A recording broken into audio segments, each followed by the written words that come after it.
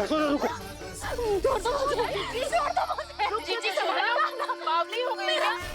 जीजी संभालो। कान्हा, कान्हा। देखो अब कैसे तुम्हारे अस्थियों को तोड़कर छोटे छोटे टुकड़ों में बदल दूंगा मैं।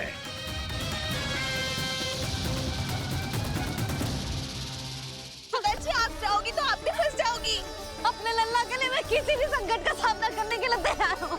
छोड़ो ना यशोदा, हमें कोई और उपाय खोजना पड़ेगा। कोई और उपाय? आप देख ना रही मेरा कान्हा किस दशा में है। कान्हा मैया के वश में नहीं है, नहीं तो ये अपने लल्ला के लिए साक्षात काल का भी सामना कर ले। ये तो केवल कालिया नाग है। हे नागराज, आप मेरे प्राण ले लो पर कान्हा को छोड़ दो। ना नागराज, आप मेरे प्राण ले लो, मैं विरोध भी ना करूंगी। ना नागराज, आप मुझे मार दो पर मेरे कान्हा को छोड़ दो। ना ना ना ना नागराज, मेरे प्राण ले लो, हमारे कान्हा से क्या शत्रुता है आपकी? प्रभु के लिए जो प्रेम यशोदा मैया के हृदय में है, वही इन सभी गोपियों के हृदय में भी है।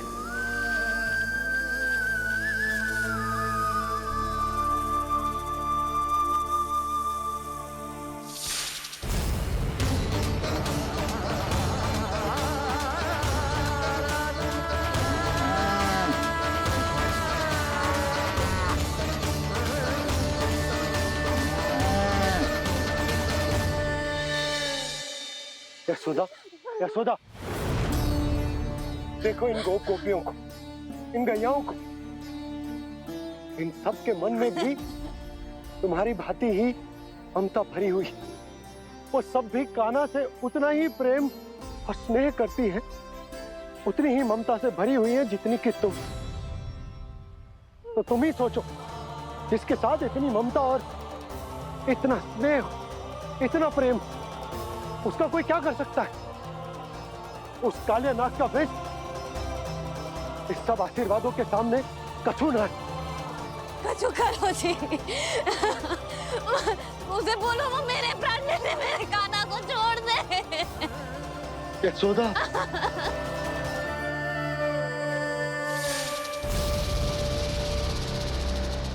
केवल इन्हीं में नहीं देवराज, नाग पत्नियों के हृदय में भी ममता का वही प्रेम उमड़ रहा है। देखिए। मैं आपके हाथ जोड़ती हूँ स्वामी, इस बालक को छोड़ दीजिए। ये अवश्य ही कोई दिव्य आत्मा है स्वामी। हम आपसे विनती करते हैं स्वामी, इस नन्हे बालक को हानि मत पहुंचाइए स्वामी। मेरी पत्नियां मेरे ही शत्रु के लिए विनती कर रही हैं। अब यदि इसके पक्ष में एक शब्द भी कहा तुम सबने, तो मैं इस बालक से पहले तुम सबके प्राण ले लूंगा। हो रहा प्रसन्न नाग कालिया, विजय को निश्चित जान। रोते बिलखते व्याकुल सब, संकट में देख कान्हा के प्राण।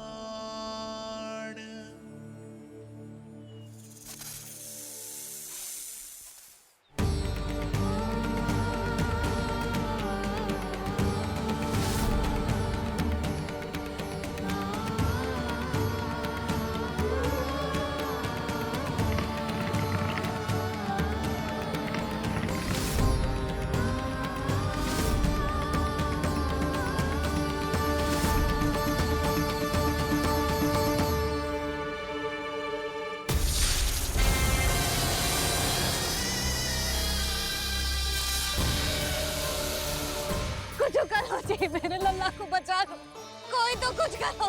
जीजी, संभालो यशोदा।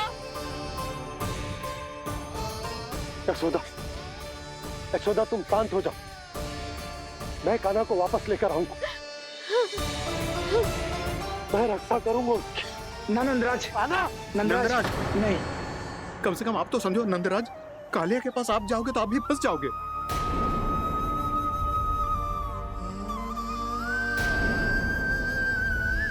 बलराम, तेरा भाई इतनी भीषण संकट में है और तुझे जरा भी दुख ना हो रहा? क्या आप सब अब तक नहीं समझ पाए कि कान्हा सच में कौन है? छोटे बाबा, आप तो उसका सत्य जानते हैं ना?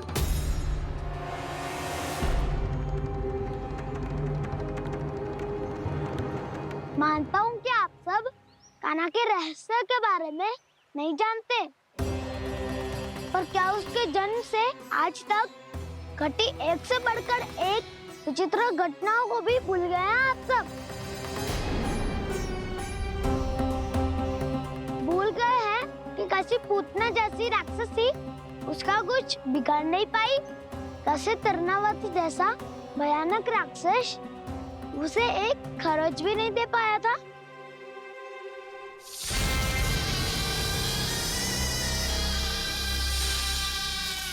आप सबने अपनी आंखों से देखा था ना, बकासुर से कान्हा की रक्षा करने देवता स्वयं आए थे। पर सत्य तो ये है कि वो सभी देवता भी उस असुर के सामने असमर्थ हो गए थे। तब कान्हा ने बहुत ही आसानी से उस भयंकर असुर का वध किया था। एक ही बार में धराशायी कर दिया था उसे। तो आप सभी सोचिए, बार बार ऐसे असाधारण कार्य करने वाला बालक साधारण कैसे हो सकता है?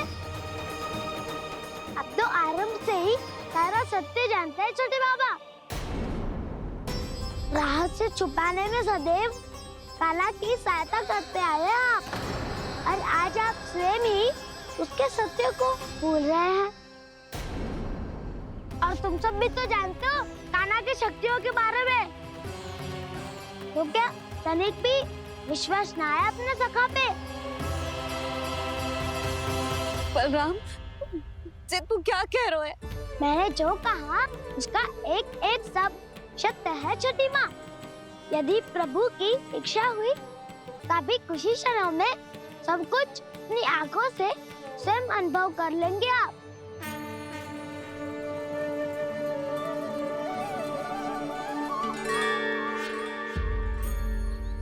शांताकारं भुजगशयनं पद्मनाभं सुरेशं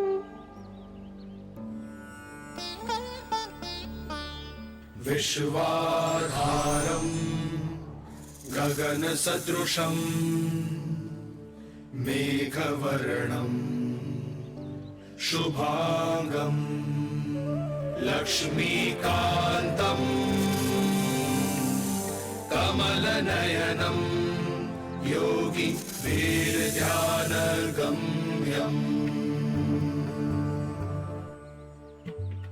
वन्दे विष्णुं भवभयहरं सर्वलोकैकनाथम्।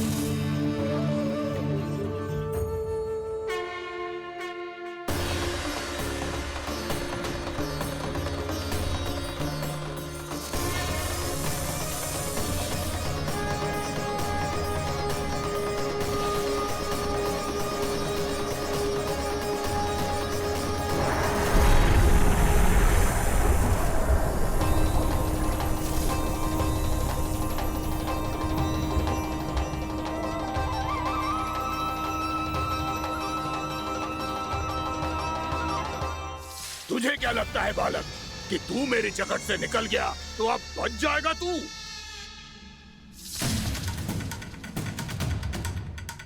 मेरे विष से अपनी प्राण रक्षा करने में सफल रहा, मेरी जकड़ से भी छूट गया, पर मेरे दंश से नहीं बच पाएगा।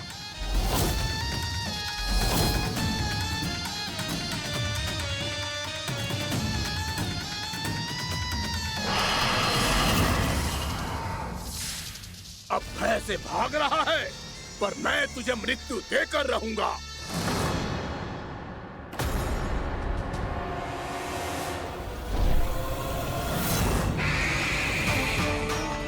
कान्हा!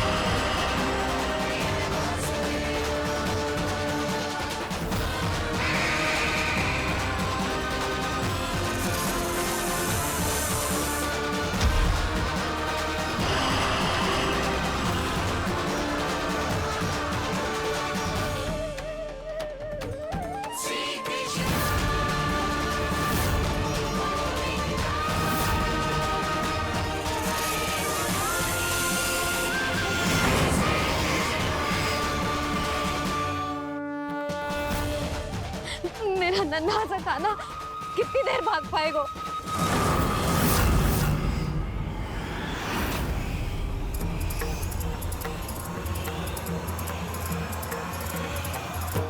और कितनी प्रतीक्षा करोगे मेरी भक्त कालिया? भक्त नहीं, काल हूँ मैं तेरा।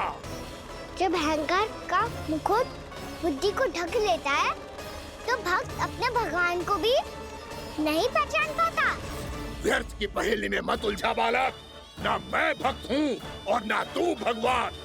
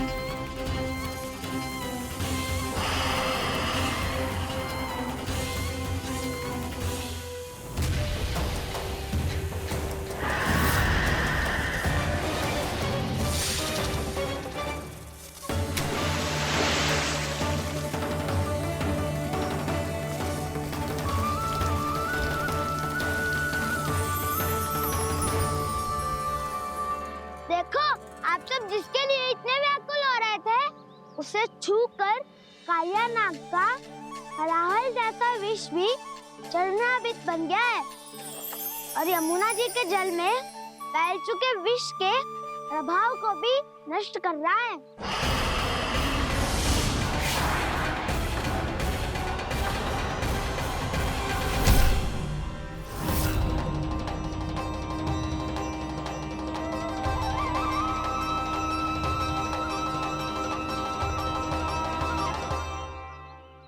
धर्म रक्षक अधर्म विनाशक प्रभु श्री कृष्ण का कौशल सचमुच अद्वितीय है। नारायण नारायण।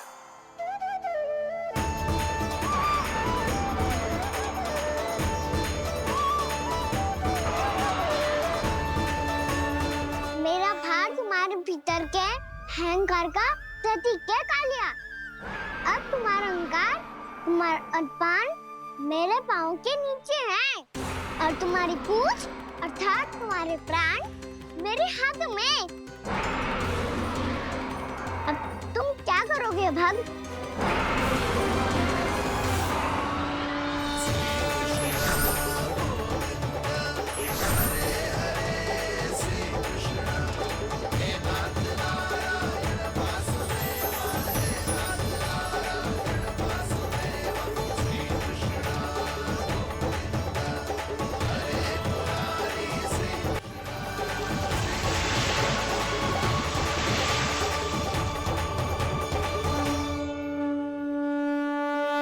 प्रभु, भले ये आपको पहचानने में असमर्थ हो, पर हम सब ने आपको पहचान लिया है।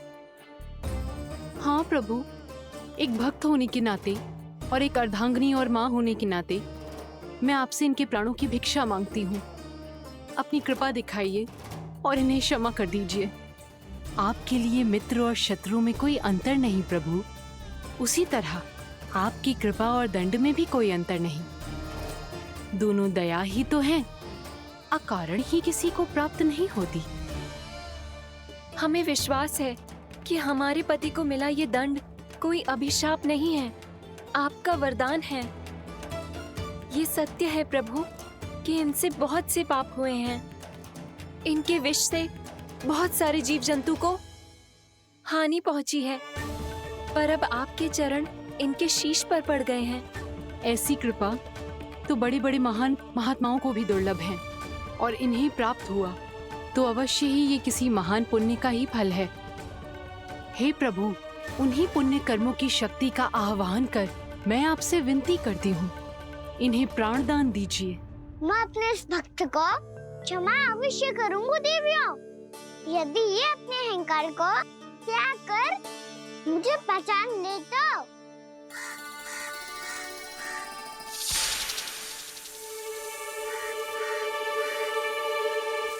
मैं तुम्हें श्राप देता हूँ, जितनी विषैली तुम्हारी जिह्वा है उतने ही विषैले सर्प बन जाओ तुम।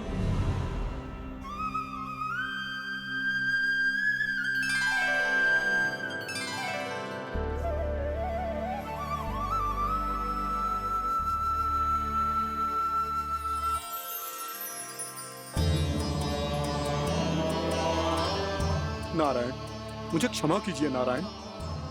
मैं तो आपका परम भक्त था, किंतु मैं आपको पहचान नहीं सका। इसका दंड तो मुझे मिलना ही था, किंतु मैं अब प्रायश्चित करना चाहता हूं। इसके लिए यदि आप मेरे प्राण भी ले लेंगे तो भी मुझे कोई दुख नहीं होगा। मैं अपना जीवन, मृत्यु और अपना अस्तित्व सब कुछ आपको समर्पित करता हूं। श्राप मिला, जिसे विशाल सर्प के रूप में तुम्हारा जन्म हुआ, और सर्प का तो स्वभाव है विष फैलाना, इसीलिए तुम्हें दंड नहीं दूंगा। मैं सिर्फ सभी अपराधों का पश्चाताप कर लिया, इसीलिए मैं तुम्हें क्षमा करता हूँ कालिया।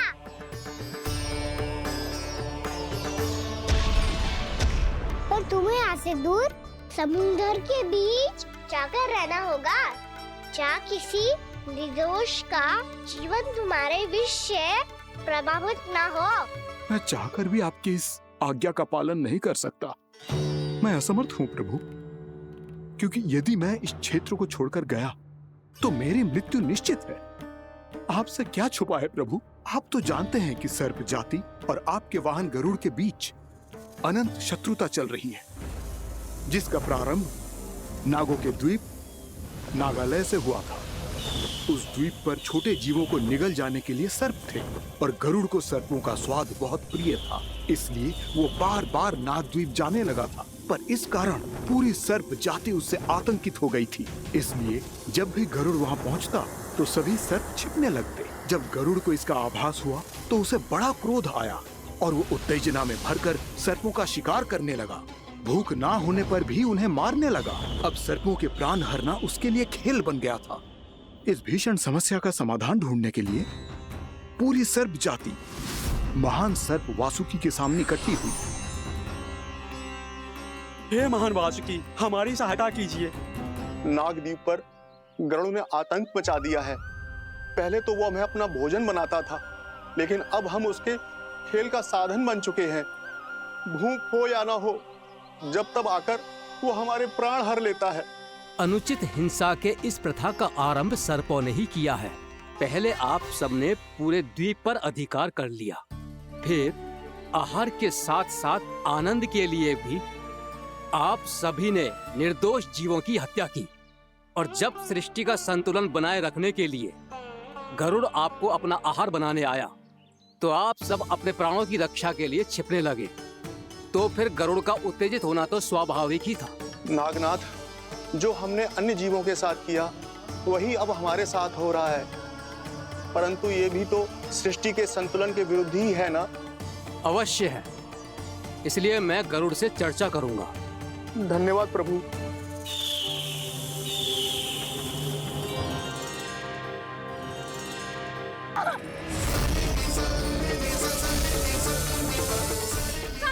यशोदा, यशोदा रुको। छोड़ दो मुझे, छोड़ दो मुझे। जीजी संभालो, बावली हो गई है। जीजी संभालो। कान्हा, कान्हा। देखो अब कैसे तुम्हारे अस्थियों को तोड़कर छोटे छोटे टुकड़ों में बदल दूंगा मैं।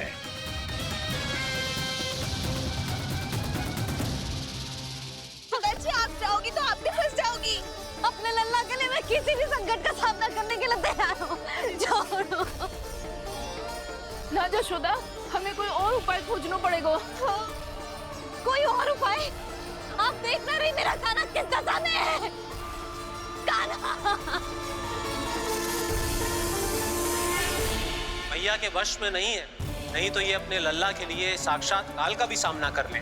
ये तो केवल कालिया नाग है। हे नागराज, आप मेरे प्राण ले लो पर कान्हा को छोड़ दो। ना नागराज, आप मेरे प्राण ले लो, मैं विरोध भी ना करूंगी। ना नागराज, आप मुझे मार दो पर मेरे कान्हा को छोड़ दो।